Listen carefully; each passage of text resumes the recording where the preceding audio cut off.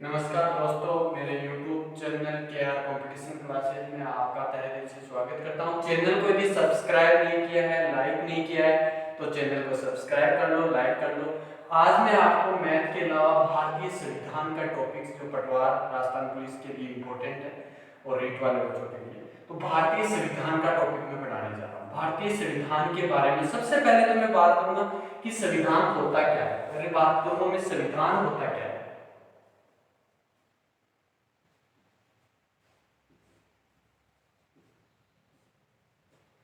देखो, संविधान का अर्थ क्या होता है? विधान।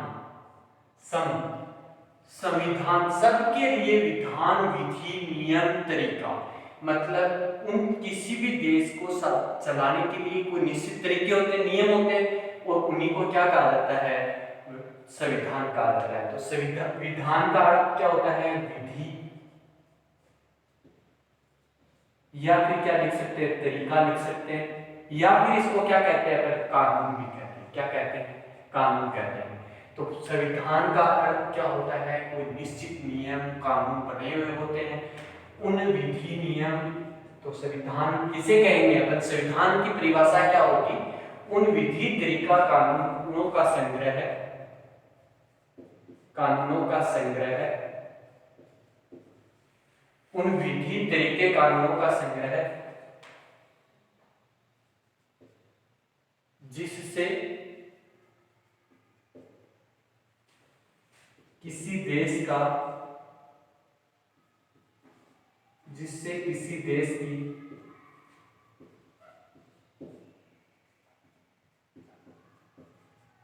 शासन व्यवस्था का संचालन किया जाता है। शासन व्यवस्था का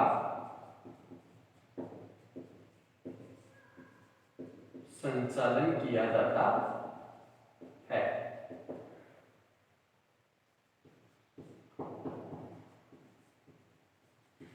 संविधान कहलाता है।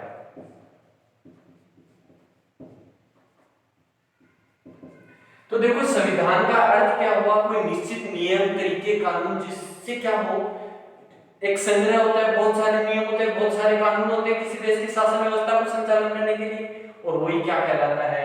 उस संग्रह को, तरीके, कानूनों के संग्रह को, जिससे शासन व्यवस्था का संचालन किया जाता है, क्या कहलाता है? संविधान कहलाता है। अब इस शासन व्यवस्था का संचालन जो संस्था करती है उसको क्या कहा जाता है?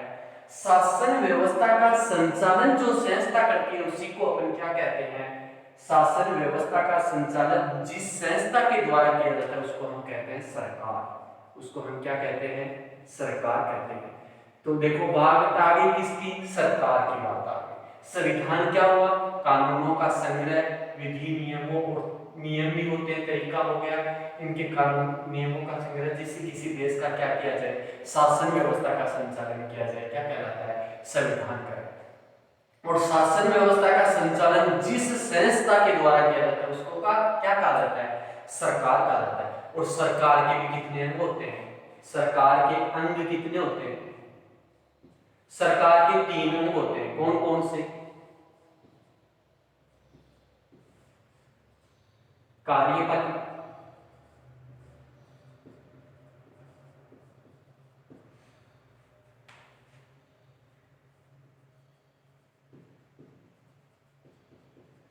व्यवस्थापिका, न्यायपालिका। देखो, सरकार के अंग हो गए कार्यपालिका, व्यवस्थापिका, न्यायपालिका। और ये अंग दो, ये तीनों के तीनों पार्ट किसमें होते हैं? संघ में भी होते हैं, राज्य में भी होते हैं। देखो, केंद्र को क्या कहा गया है? यहाँ पे संघ कहा गया है।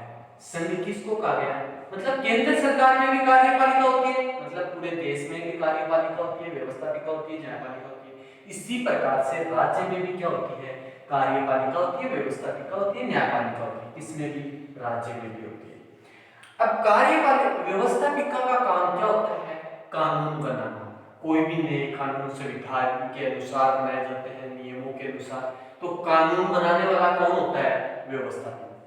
कानून को जारी करने वाला कौन होता है? कार्यपालिका। और कानून की रखवाली कौन होती है? कानून के नियम, कानून के बारे में पूरी जानकारी रखने वाली कौन होती है? न्यायपालिका। न्यायपालिका में क्या आता है, सर्वोच्च न्यायालय आता है संघ लेवल पे, और राज्य लेवल पे क्या आता है, हाई कोर्ट आता है, उच्च न्यायालय आता है। व्यवस्थापिका में क्या आता है, व्यवस्थापिका में संसद आती है, संसद के भी दो भाग होते हैं, लोकसभा राज्यसभा। और इस राज्य लेवल पे यदि मैं बात करूंगा, आगे जब मैं पूरा पढ़ाऊंगा तब मैं आपको बात करूंगा, तो राज्य लेवल में भी विधानमंडल के दो होते हैं, विधान परिषद और विधानसभा। कार्यपालिका, कार्यपालिका भी किसके द्वारा चुनी जाती है, व्यवस्थापिका में से ही कार्यपालिका के मेजबान होते हैं। कार्यपालिका में संघ लेवल पे तो आता है राष्ट्रपति, प्रधानमंत्री और उसके मंत्रिमंडल, और यही व्यवस्थापिका कार्यपालिका के अंदर जो राज्य लेवल में जो आता है वो आता है कौन, राज्यपाल आता है, मुख्यमंत्री आता है और उसके मंत्रिमंडल आते हैं। ये सब किस में आते हैं, कार्यपालिका में। परंतु देखो ये कार्यपालिका कहां से ली गई है, सारे के सारे आदमी किससे होते हैं, व्यवस्थापिका से होते हैं। इसलिए कार्यपालिका और व्यवस्थापिका का क्या होता है, आपस में संबंध होता है।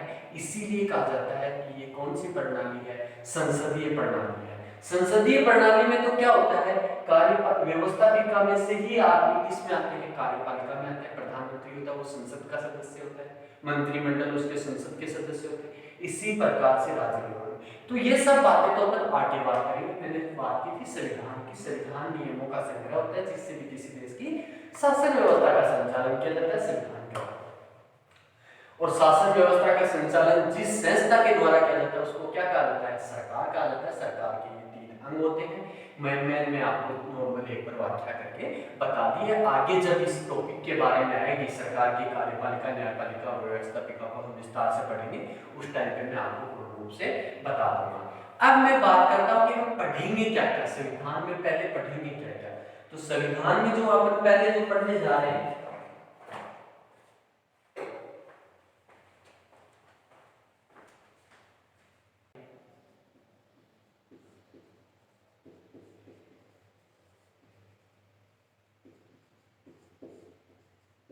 संवैधानिक इतिहास।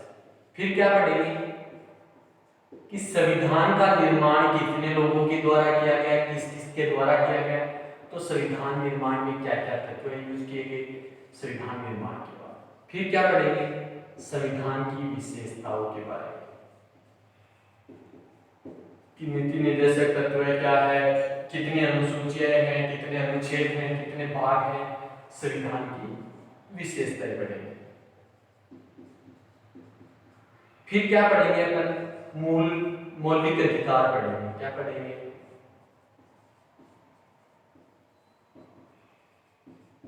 मौलिक अधिकार संविधान के किस अनुच्छेद से लेके किस अनुच्छेद तक, जैसे 12 से 35 तक के लिए गए हैं। तो इस प्रकार से हम फिर क्या पढ़ेंगे, मौलिक अधिकार। फिर अपन क्या पढ़ेंगे, फिर अपन पढ़ेंगे नीति निर्देशक तत्व, और उसी टाइम हम ये भी देखेंगे कि नीति निर्देशक तत्व है और मौलिक अधिकारों में क्या अंतर होता है। चौथा अपन जो टॉपिक पढ़ेंगे वो पढ़ेंगे मूल कर्तव्य। उसके बाद में अपन क्या पढ़ेंगे, सरकार के विभिन्न अंश पढ़ेंगे, व्यवस्थापिका, न्यायपालिका, ये सब चीजें अपन इसके अंदर भारतीय संविधान में पढ़ने वाले हैं। तो पहले मैं बात करूंगा संवैधानिक इतिहास की। तो हेडिंग डाल लेना संवैधानिक इतिहास, बाकी सब मैं मिटा रहा हूँ। तो संवैधानिक इतिहास की मैं बात करने जा रहा हूँ। तो संवैधानिक इतिहास 2 चरणों में पूरा होता है। कहां से कहां तक, 1600 से लेकर 1858 तक, और दूसरा क्या है 1858 से लेकर 1947 तक, 1950 तक। 1802 भागों में संविधान के इतिहास को पढ़ा जाएगा। संवैधानिक इतिहास 1600 से लेकर 1858 तक, और 1858 ईस्वी से लेकर 1950 तक अपन भारतीय संविधान के इतिहास के बारे में अपन पढ़ेंगे। तो पहले हेडिंग डाल देना संवैधानिक इतिहास, और उसके अंदर डालेंगे अपन 1600 से लेकर 1858 ईस्वी तक। तो 1600 से लेकर 1858 ईस्वी तक क्या हुआ इंडिया के अंदर, वो सब चीजों के बारे में मैं बात करूंगा। तो हुआ क्या था उस टाइम पे, 1600 से लेकर 1858 ईस्वी तक एक ब्रिटिश का रॉबर्ट पेज आया। कौन आया था, रॉबर्ट पेज आया था।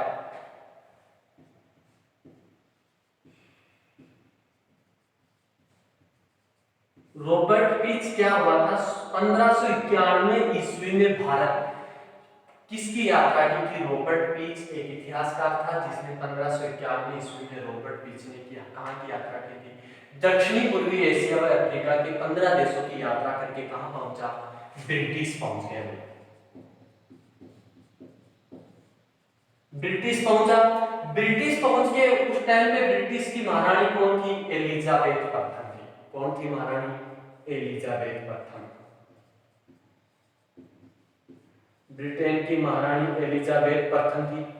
1591 में रॉबर्ट पीच दक्षिण पूर्वी एशिया के देशों का सफर किया और अफ्रीका के 15 देशों का सफर करके कहां पहुंचा? ब्रिटिश पहुंचा। ब्रिटिश का एक इतिहासकार था। ब्रिटिश के इतिहासकार 1591 में फिर जाके क्या बताता है? वहां के व्यापारियों से ये मिलता है। किससे मिलता है? ब्रिटिश के व्यापारियों से मिलता है। ब्रिटिश के व्यापारियों से मिलता है और बताता है कि सबसे दुनिया का सबसे अमीर आदमी कौन है? अकबर है। उस टाइम पे अकबर दक्षिणी पूर्वी एशिया यानी कि भारत का क्या हुआ करता था? मुगल सल्तनत हुआ करता था। अकबर बोला कि सबसे अमीर आदमी है, सबसे धनाढ़ देश है, वो तो कौन है? दक्षिणी पूर्वी एशिया के देश है, जिसके अंदर व्यापारियों को जाके पूरी बात बताता है। अब हुआ क्या? व्यापारियों का एक संगठन, एक समूह है, क्या करता है? व्यापारियों का समूह है, महारानी एलिजाबेथ प्रथम के पास जाता है, ब्रिटिश की महारानी के पास जाता है और बोलता है कि हमें दक्षिणी पूर्वी एशिया और अफ्रीका के 15 देशों में व्यापार करना है। तो होता क्या है? एलिजाबेथ प्रथम ने 31 दिसंबर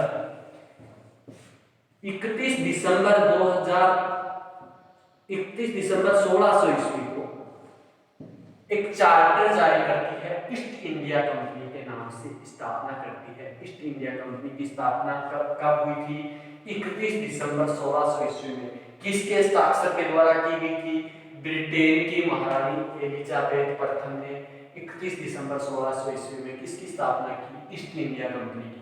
ये ईस्ट इंडिया कंपनी की स्थापना भारत में नहीं हुई थी, ये ईस्ट इंडिया कंपनी की स्थापना 1600 ईस्वी में इंग्लैंड में ही हुई और एक चार्टर एलिजाबेथ के द्वारा जारी किया गया, चार्टर जारी किया, जिसमें क्या कहा गया कि ईस्ट इंडिया कंपनी दक्षिणी पूर्वी एशिया व अफ्रीका के 15 देशों में व्यापार करने के लिए क्या है?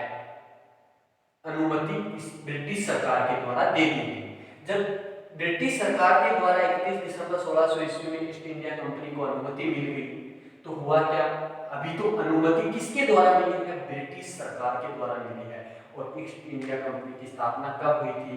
31 दिसंबर 1600 ईस्वी को। किसके हस्ताक्षर के द्वारा? महारानी एलिजाबेथ प्रथम के हस्ताक्षर के द्वारा अनुमति मिली। कहां पे अनुमति मिली? दक्षिणी पूर्वी एशिया के देश व अफ्रीका के 15 देशों में व्यापार करने की अनुमति मिली। और इस दक्षिणी पूर्वी एशिया के देशों के अंदर कौन शामिल था? भारत भी शामिल था। हुआ क्या? इसके बाद अनुमति तो मिल गई, अब कंपनी कहाँ डाले, कारखाने कहाँ डाले? इसके लिए देखो, पहले आवाजाही के लिए साधन नहीं हुआ करते थे, संसाधनों का अभाव था, पैदल लोग जाते थे समुद्रों के अंदर, बोट से जाते थे, हैंड वाली बोट से, जहाजें नहीं हुआ करती थी। तो हुआ क्या? 1608 ईस्वी के अंदर 1608 ईस्वी के अंदर ब्रिटिश के ईस्ट इंडिया कंपनी की तरफ से William Hawkins, sir William Hawkins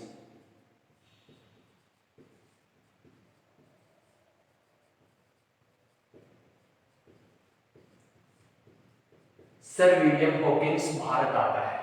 और भारत आके अब उस टाइम पे क्या हुआ? 1608 ईस्वी के अंदर कौन था? उस टाइम पे शासक अकबर नहीं था, अकबर का बेटा जहांगीर था। कौन था शासक? जहांगीर था। शासक चेंज हो गया था, अकबर का बेटा जहांगीर 1605 ईस्वी में ही शासक बन गया था। जहांगीर 1608 ईस्वी में शासक था। Sir William Hawkins east India company की तरफ से आया और बोला हमें कारखाना खोलने के लिए क्या चाहिए? जमीन चाहिए। तो अपने देश की क्या विशेषता होती है? जमीन वो देते हैं जो कहीं ना कहीं कब्जा की हुई होती है, कि या तो फिर मिला के तू ले लेना, तेरे जीतता है तो तेरी, वरना भैया तेरे काम लुट जाओ। तो सर विलियम हॉकिंस को जहांगीर ने क्या कहा? सूरत में 400 बीघा जमीन देने की बात कह दी। कहां पे भेजा उसको? सर विलियम हॉकिंस को सूरत भेज दिया। जैसे ही सूरत भेजा, सूरत में 400 बीघा जमीन थी, वो किसके अधीन थी? पुर्तगालियों के अधीन थी। किसके अधीन थी? पुर्तगालियों के अधीन थी। सूरत की 400 बीघा जमीन पुर्तगालियों के अधीन थी। जहांगीर ने कहा यदि वो जमीन तूने पुर्तगालियों से हड़पी तो वहां पे आग क्या कर लेना, अपना कारखाना खोल लेना। तो सर विलियम हॉकिंस कहाँ गया? सूरत गया। सूरत गया, पुर्तगालियों से जमीन छुड़वाने में क्या हुआ, झगड़ा हुआ, परंतु पुर्तगालियों ने क्या नहीं किया, उसका कब्जा हटाया नहीं। तो सर विलियम हॉकिंस को तो क्या था, कंपनी को 31 दिसंबर 1600 ईस्वी में चार्टर में कहा गया था कि यदि कहीं भी कोई भी प्रॉब्लम होती है तो ब्रिटिश हुकूमत, ब्रिटिश सरकार उसकी क्या करेगी, सहायता करेगी। सर विलियम हॉकिंस वापस देश लौट गया और बताया, महारानी एलिजाबेथ को बताया कि वहां पे जमीन तो मिल गई परंतु पुर्तगालियों ने क्या कर रखा है, कब्जा कर रखा है। तो 1612 ईस्वी में ब्रिटिश सरकार की तरफ से 1612 ईस्वी में कैप्टन वेस्ट आता है, कैप्टन वेस्ट आता है। कैप्टन वेस्ट के नेतृत्व में ब्रिटिश नौसेना का किसके साथ युद्ध होता है, पुर्तगालियों के साथ युद्ध होता है। ब्रिटिश नौसेना का,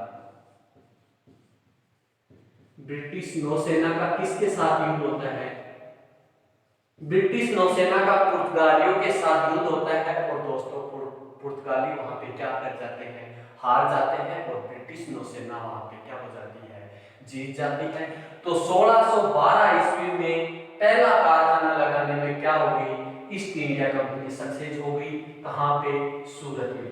सूरत में 1612 ईस्वी में ईस्ट इंडिया कंपनी की क्या का पहला कारखाना कहां खुला, ईस्ट इंडिया कंपनी का पहला कारखाना सूरत में 1612 ईस्वी में खोला गया। अब कारखाना खुला परंतु देश की तरफ से तो मान्यता नहीं मिली व्यापार करने के लिए, कारखाने की ही अनुमति दी थी जहांगीर ने। अब हुआ क्या, कारखाना खोल दिया। 1615 ईस्वी में क्या हुआ, इसको मैं मिटा रहा हूं। आपने क्या देखा कि रॉबर्ट पीज 1591 में भारत आया था, जो अकबर का शासनकाल हुआ करता था, जाके ब्रिटिश व्यापारियों को बताता है कि सबसे धनी देश का राजा वो कौन है, अकबर है।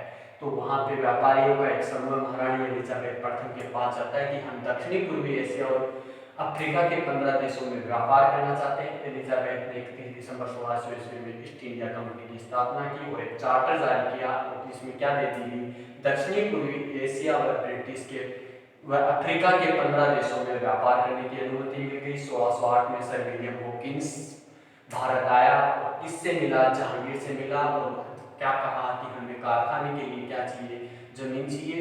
जहांगीर ने क्या कहा कि भाई पुर्तगालियों के अधीन सूरत में 400 बीघा जमीन है, यदि आप वहां से ले सकते हो तो ले और कारखाना खोलो, हमें कोई प्रॉब्लम नहीं, क्योंकि वो तो जहांगीर के पास पहले से भी नहीं थी जमीन। अब पुर्तगालियों के साथ जहांगीर सर विलियम हॉकिंस जमीन छुड़ाने में सक्सेस नहीं हुआ। ब्रिटिश हुकूमत बीच में आई। 1612 ईस्वी में कैप्टन वेस्ट भारतीय नौसेना, ब्रिटिश नौसेना का क्या किया, ब्रिटिश नौसेना ने पुर्तगालियों के साथ एक छोटा सा युद्ध किया जिसमें पुर्तगाली हार गए और 400 बीघा जमीन पे किसका अधिकार हो गया, ईस्ट इंडिया कंपनी का अधिकार हो गया। और 1612 ईस्वी में ईस्ट इंडिया कंपनी का पहला कारखाना भारत में कहां पे स्थापित हो गया, सूरत में स्थापित हो गया। अब मैं इसके आगे की बात करता हूं। 1612 ईस्वी में सूरत में कारखाना स्थापित हुआ,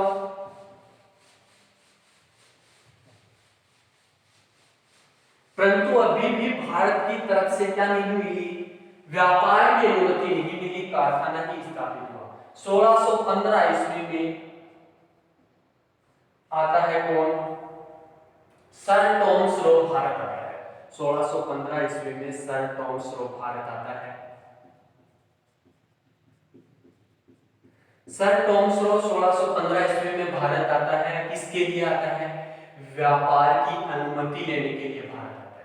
अब हुआ क्या, 1615 ईस्वी में सर टॉमस रो भारत आया, परंतु उस टाइम में संसाधनों का अभाव था, नहीं मिल पाया। तो उसके बाद उसको पता चलता है कि जहांगीर, मुगल सल्तनत जहांगीर कहाँ है, राजस्थान में है, तो राजस्थान आया और हो गई 1615 से कौन 1615 से कौन सी ईस्वी हो गई, 1616 ईस्वी हो गई। और 1616 ईस्वी में सर टॉमस रो जहांगीर से कहां पे मिलता है, जहांगीर से कहां पे मिलता है, राजस्थान के अजमेर के मेगजीन दुर्ग में मिलता है, अजमेर के मेगजीन दुर्ग में मिलता है।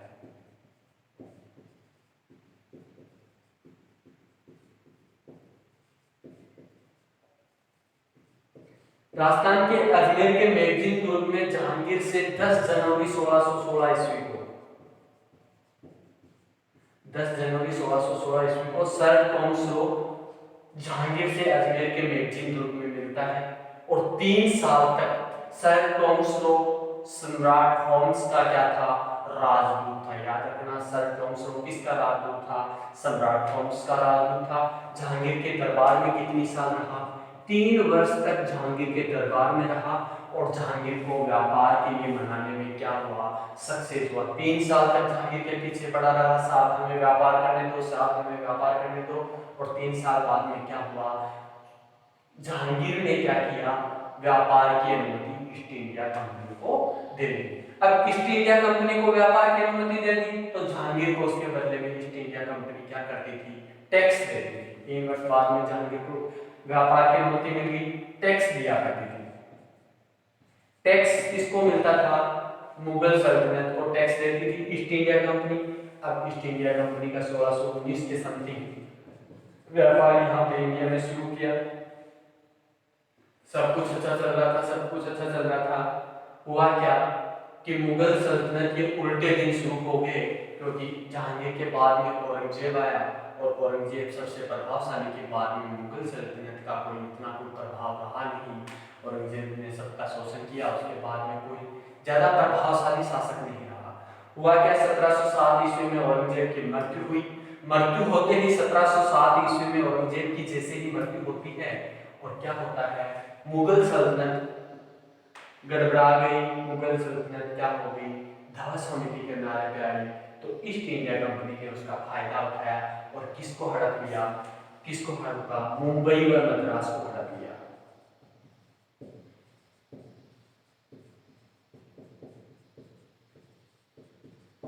1717 ईस्वी में मुंबई में मद्रास, 1707 ईस्वी में मुंबई व मद्रास को क्या कर लिया, हड़प लिया। कैसे, औरंगजेब जैसे ही खत्म हुआ, मुगल सल्तनत डाउन में आई, गड़बड़ाई और उसका फायदा किसने उठाया, ईस्ट इंडिया कंपनी ने उठाया। मुंबई व मद्रास को क्या कर लिया, हड़प लिया।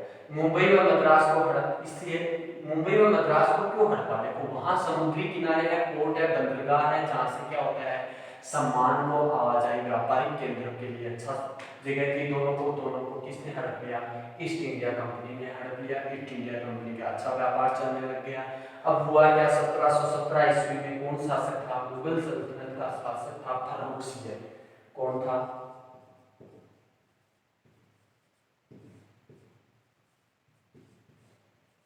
फर्रुखसियर के क्या हुआ करता था, गर्दन में दर्द हुआ करता था। फर्रुखसियर की गर्दन में दर्द था, जिसको एक अंग्रेजी डॉक्टर ने ठीक किया था।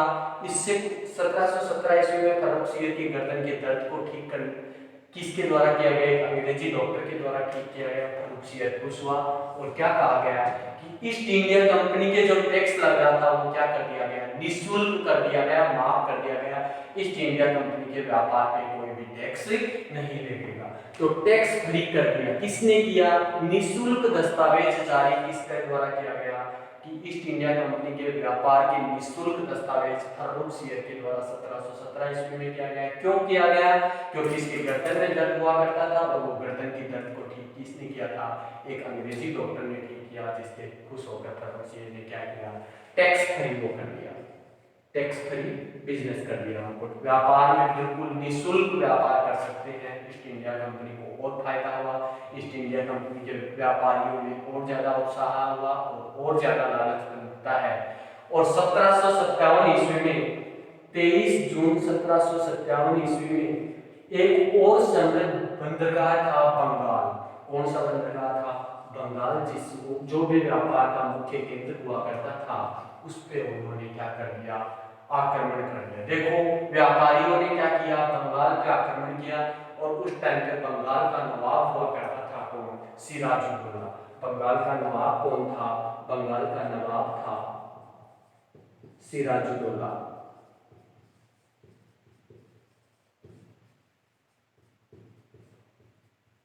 सिराजुद्दौला बंगाल का नवाब होता था और ईस्ट इंडिया कंपनी की तरफ से जो नेतृत्व कर रहा था युद्ध के अंदर, जिसको प्लासी का युद्ध कहा जाता है। किसका युद्ध कहा जाता है, प्लासी का युद्ध कहा जाता है। प्लासी का युद्ध कब हुआ? 23 जून 1757 में बंगाल के नवाब सिराजुद्दौला और रॉबर्ट क्लाइव के बीच हुआ। रॉबर्ट क्लाइव के बीच बंगाल का युद्ध, पलासी का युद्ध 23 जून 1757 में बंगाल के नवाब सिराजुद्दौला और रॉबर्ट क्लाइव के बीच युद्ध होता है। और हुआ क्या? बंगाल का सिराजुद्दौला युद्ध हार गया, रॉबर्ट क्लाइव युद्ध जीत गया। रॉबर्ट क्लाइव युद्ध जीतते ही किसकी स्थापना कर दी? 1757 ईस्वी में ईस्ट इंडिया कंपनी का शासन कहां पे आ गया?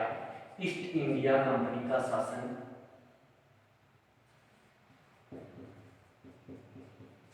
की नींव डाल दी। ईस्ट इंडिया कंपनी के शासन की नींव बंगाल में किसके द्वारा डाली गई? रॉबर्ट क्लाइव के द्वारा 1757 में प्लासी युद्ध के दौरान डाल दी गई थी। और रॉबर्ट क्लाइव बंगाल का पहला गवर्नर बन गया, बंगाल का प्रथम गवर्नर। बंगाल का प्रथम गवर्नर कौन बन गया? रॉबर्ट क्लाइव बन गया। तो दोस्तों इसको लिख लेना। हुआ क्या था? 1615 में सर टॉम से भारत आया था।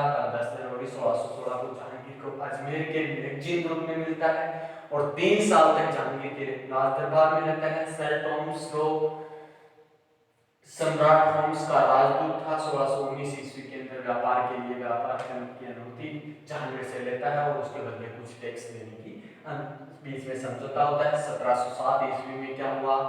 औरंगजेब की मृत्यु हो गई और मुगल सल्तनत जैसे ही गड़बड़ाया वैसे ही मुंबई व मद्रास को ईस्ट इंडिया कंपनी ने हड़प लिया। 1717 ईस्वी में फर्रुखसियर के गर्दन का दर्द अंग्रेजी डॉक्टर के द्वारा ठीक किया गया, जिससे फर्रुखसियर खुश होकर क्या कर दिया गया? निःशुल्क दस्तावेज व्यापार का कोई भी पैसा मुगल सल्तनत नहीं लेगी, ये दस्तावेज जारी कर दिया गया। पलासी का युद्ध हुआ 23 जून 1757 में ईस्ट इंडिया कंपनी और नवाब सिराजुद्दौला के बीच में। ईस्ट इंडिया कंपनी का नेतृत्व जो कर रहा था वो रॉबर्ट क्लाइव कर रहा था और रॉबर्ट क्लाइव ने 1757 में ईस्ट इंडिया कंपनी के शासन की नींव कहां पे डाल दी? बंगाल में डाल दी। और रॉबर्ट क्लाइव पहला बंगाल का गवर्नर बना था।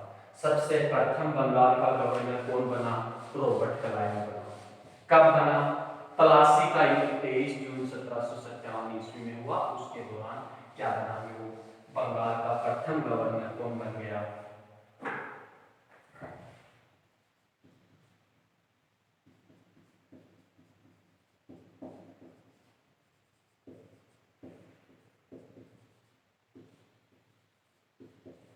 बंगाल का प्रथम गवर्नर कौन था? रॉबर्ट क्लाइव था। अब हुआ क्या? रॉबर्ट क्लाइव बंगाल का प्रथम गवर्नर बन गया 1757 ईस्वी में। उसके बाद में ईस्ट इंडिया कंपनी के अंदर क्या हुआ? भ्रष्टाचार फैल गया कि हम तो व्यापार भी कर रहे हैं, राजनीति भी कर रहे हैं, दोनों काम, और जगह जगह हड़पना शुरू कर दिया। इंडिया के अंदर जगह जगह हड़पना शुरू कर दिया, कब्जा करना जमीन पे शुरू किया, जिससे क्या हुआ? ईस्ट इंडिया के कर्मचारी किसमें आ गए? भ्रष्टाचार में आ गए। और ईस्ट इंडिया के कर्मचारियों ने, नेताओं ने, वहां के जो थे उन्होंने निजी व्यापार करना शुरू कर दिया, जिससे क्या हुआ? ईस्ट इंडिया कंपनी घाटे में चली गई। ईस्ट इंडिया कंपनी घाटे में गई क्योंकि व्यापार करना क्या कर दिया उन्होंने? निजी व्यापार करना चालू कर दिया, भ्रष्टाचार करना चालू कर दिया, व्यापारियों में खुद का अपना राज करना चालू कर दिया। ब्रिटिश हुकूमत की कोई जो दस्तावेज जारी की थी उनकी क्या होने लगी? अवहेलना होने लगी। इसके चलते ब्रिटिश सरकार को ईस्ट इंडिया कंपनी घाटे में गई। घाटे में गई तो ब्रिटिश सरकार के द्वारा जो भारतीय संविधान की जो सुधारों की श्रृंखला में पहला जो कानून आया वो 1773 का रेगुलेटिंग एक्ट आया। 1773 का कौन सा एक्ट आया? Regulating act.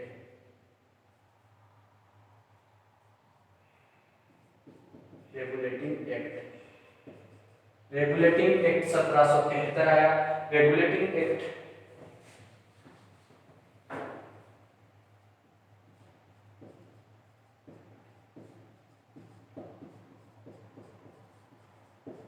रेगुलेटिंग एक्ट 1773 आया, जिसके अंदर क्या कहा गया? रेगुलेटिंग एक्ट 1773 क्यों आया? इसका उद्देश्य क्या था? ईस्ट इंडिया कंपनी के भ्रष्टाचार व कुशासन की व्यवस्था को क्या करना था? समाप्त करना था। ईस्ट इंडिया कंपनी में जो भ्रष्टाचार चल रहा था, ईस्ट इंडिया कंपनी जो घाटे में चल रही थी और जो कुशासन उसमें हो रहा था, उसको समाप्त करने के लिए 1773 में ब्रिटिश सरकार के द्वारा क्या लाया गया? 1773 का रेगुलेटिंग एक्ट लाया गया, जिसका उद्देश्य क्या था? इसका उद्देश्य था ईस्ट इंडिया कंपनी के द्वारा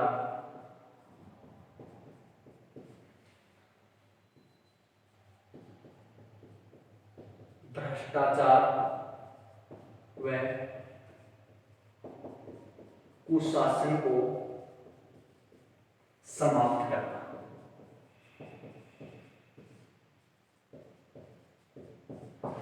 तो 1773 रेगुलेटिंग एक्ट भारतीय संविधान संशोधन की श्रृंखला में पहला अधिनियम आया था, जो 1773 का रेगुलेटिंग एक्ट था, जिसका उद्देश्य था ईस्ट इंडिया कंपनी के अंदर जो भ्रष्टाचार व कुशासन की व्यवस्था को क्या करना था? समाप्त करना था। ये 1700। इसका प्रवर्तक कौन था? इसका प्रवर्तक, इसका जो संचालन जो कर रहा था, रेगुलेटिंग एक्ट का जो प्रवर्तक था, वो था लॉर्ड नॉर्थ, जो उस टाइम पे क्या हुआ था, जो उस टाइम पे ब्रिटिश का प्रधानमंत्री हुआ करता था।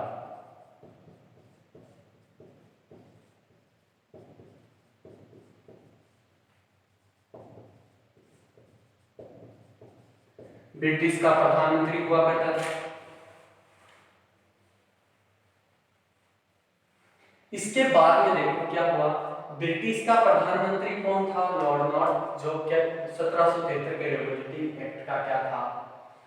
प्रवर्तक था। उद्देश्य क्या था? ईस्ट इंडिया कंपनी के द्वारा जो भी भ्रष्टाचार और कुशासन किया जा रहा है, उसको क्या करना था? समाप्त करना था। यही इसका क्या था? मुख्य उद्देश्य था। उसके बाद में रेगुलेटिंग एक्ट के महत्व क्या थे? रेगुलेटिंग एक्ट का महत्व क्या था? ईस्ट इंडिया कंपनी के कार्यों को नियमित व नियंत्रित करना। ईस्ट इंडिया कंपनी के, इसका महत्व क्या था? ईस्ट इंडिया कंपनी के कार्यों को नियमित किया जाए व नियंत्रण में लाया गया। किसके द्वारा? 1773 के रेगुलेटिंग एक्ट। ब्रिटिश सरकार ने इस पे क्या किया? नियंत्रण किया ईस्ट इंडिया कंपनी के व्यापारियों के ऊपर, कि हमारे नियंत्रण में लाया जाए। ईस्ट इंडिया कंपनी के कार्यों को नियमित किया गया व नियंत्रित किया गया। इसका पहला महत्व ये था। दूसरा, ईस्ट इंडिया कंपनी के कार्यों को नियमित व नियंत्रित किया गया।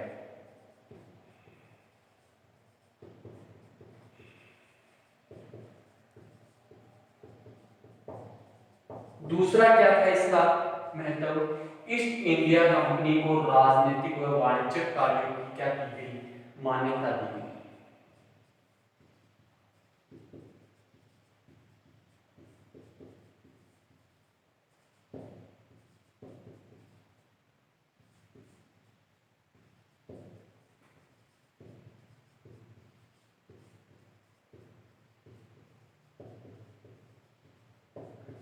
ईस्ट इंडिया कंपनी की राजनीतिक और वाणिज्य व्यापार करने के लिए आए, फिर राजनीति करने लगे। इन दोनों कार्यों को क्या कर दिया गया? रेगुलेटिंग एक्ट के तहत क्या दे दी गई? मान्यता दे दी गई। दोनों की क्या दे दी गई? अनुमति दे दी गई। तीसरा क्या था ईस्ट इंडिया कंपनी का मुख्य कार्य? केंद्रीय शासन की प्रणाली लेके आए। क्या हुआ? भारत में केंद्रीय शासन की क्या डाली गई? नींव डाली गई। भारत में केंद्रीय शासन की नींव डाली गई।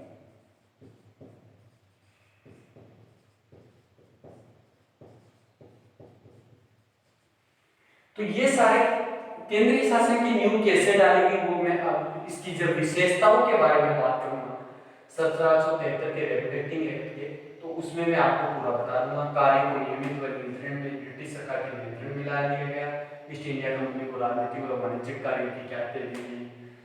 मान्यता मिल गई। और भारत में केंद्रीय शासन की क्या कर दी गई? नींव डाल दी गई रेगुलेटिंग एक्ट की। ये तीन ही महत्व थे। उद्देश्य क्या था रेगुलेटिंग एक्ट आने का? ईस्ट इंडिया कंपनी के द्वारा जो भ्रष्टाचार व कुशासन किया जा रहा था, उसको क्या करना था? समाप्त करना था। संवैधानिक सुधारों में पहला अधिनियम था। अब मैं इसकी विशेषताओं के बारे में बात करूंगा ईस्ट इंडिया कंपनी की।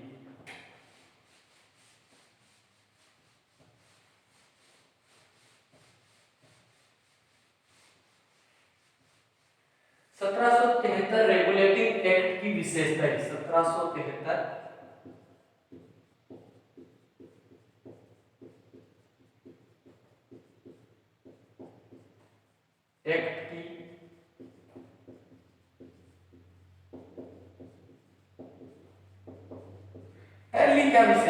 सबसे पहली पहली जो विशेषता थी, बंगाल में गवर्नर हुआ करता था और बंगाल का पहला गवर्नर कौन था? रॉबर्ट क्लाइव था। रॉबर्ट क्लाइव था। पर 1773 में जब रेगुलेटिंग एक्ट आया था उस टाइम पे गवर्नर कौन था? लॉर्ड विलियम हेस्टिंग था। कौन था? Lord William Hasting. Lord William Hasting क्या हुआ करता था? उस टाइम पे बंगाल का गवर्नर हुआ करता था। लॉर्ड विलियम हेस्टिंग उस टाइम पे बंगाल का गवर्नर था। कब आया था ये भारत? 1772 ईस्वी में आया था और आते ही क्या बन गया था? लॉर्ड विलियम हेस्टिंग बंगाल का गवर्नर बन गया था। बंगाल का गवर्नर था 1772 ईस्वी में। इसने क्या किया था? सबसे पहले क्या किया था? जिला कलेक्टर का पद लेकर आया था। 1772 ईस्वी में किसका पद लेकर आया था? जिला कलेक्टर का पद लेकर आया था। जिला कलेक्टर का पद कौन लेके आया था 1772 में? लॉर्ड विलियम हेस्टिंग, जो क्या हुआ करता था? बंगाल का गवर्नर हुआ करता था।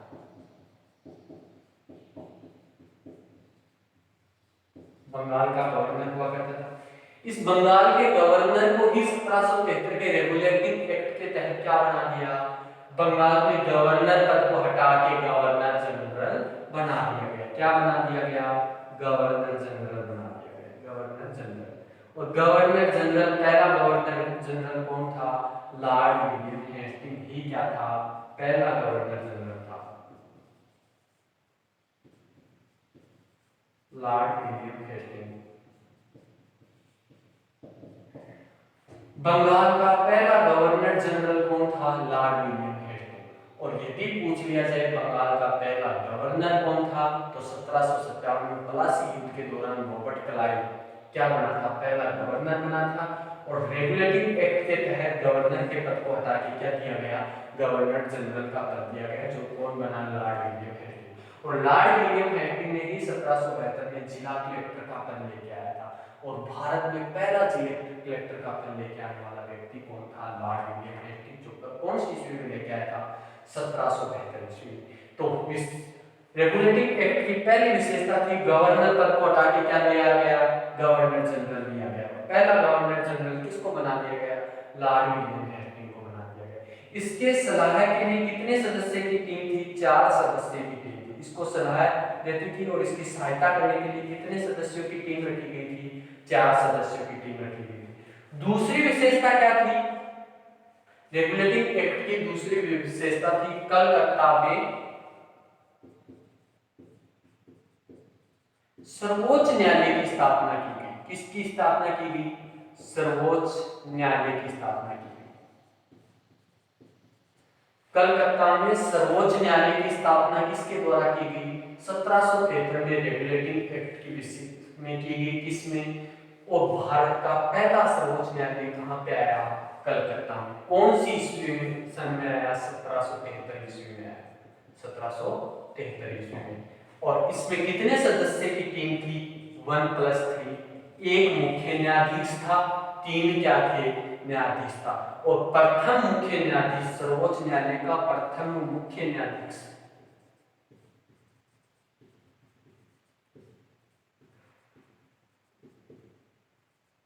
प्रथम मुख्य न्यायाधीश कौन था?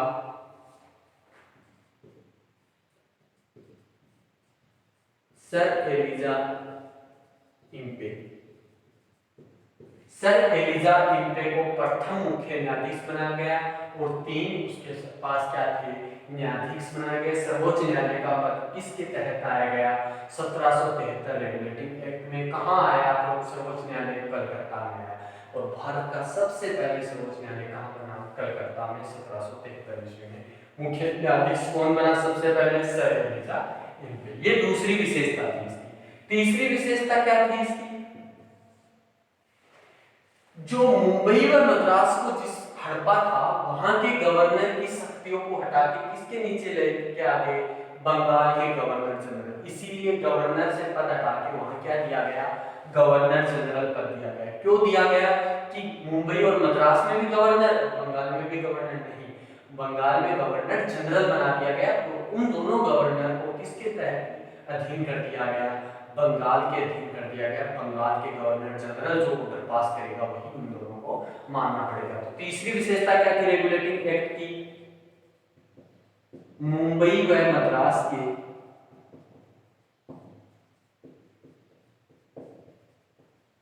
गवर्नर को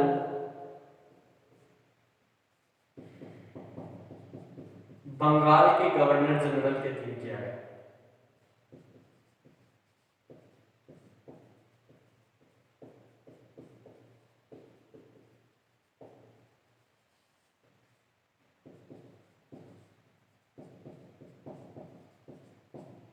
चौथी विशेषता क्या थी इसकी? रेगुलेटिंग एक्ट की तीसरी विशेषता क्या थी? मुंबई व मद्रास के जो गवर्नर थे उनकी सारी शक्तियों को किसके अधीन कर दिया गया? गवर्नर जनरल बंगाल के अधीन किया गया। पहला governor general Lord William Hasting था। 4 सदस्यीय की टीम इसकी सहायता के लिए हुआ करती थी। और चौथी विशेषता क्या थी? ईस्ट इंडिया कंपनी के कर्मचारी, ईस्ट इंडिया कंपनी के कर्मचारी निजी व्यापार नहीं कर सकते।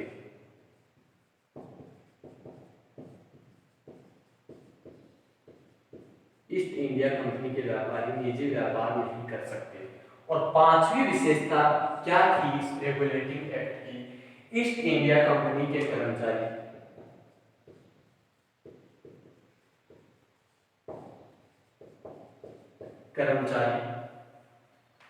भारतीयों से उपहार नहीं ले सकते।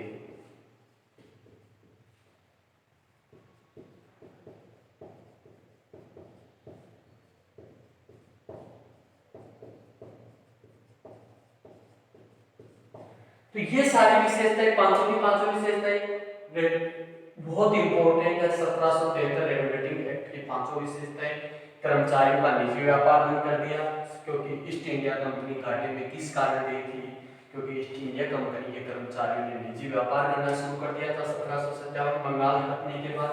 तो व्यापार बंद हो गया, व्यापार नहीं कर सकते और भारतीयों से किसी भी प्रकार का उपहार उनको से नहीं ले सकते। मुंबई और मद्रास के गवर्नर्स की सारी शक्ति समाप्त करके किसके नीचे लेके आ गए? बंगाल के गवर्नर जनरल के नीचे लेके आ गए। कोलकाता में सर्वोच्च न्यायालय की स्थापना की गई 1773 में। अच्छा, उच्च न्यायालय कब आए थे भारत में? 1861 ईस्वी में आए थे। याद रखना, उच्च न्यायालय भारत में 1861 ईस्वी में आए थे। कोलकाता में सर्वोच्च न्यायालय में 4 न्यायाधीश थे। एक मुख्य न्यायाधीश था, 3 न्यायाधीश थे। मुख्य न्यायाधीश प्रथम हुआ वो कौन था? सर एलिजा लिम्बे हुआ करता था।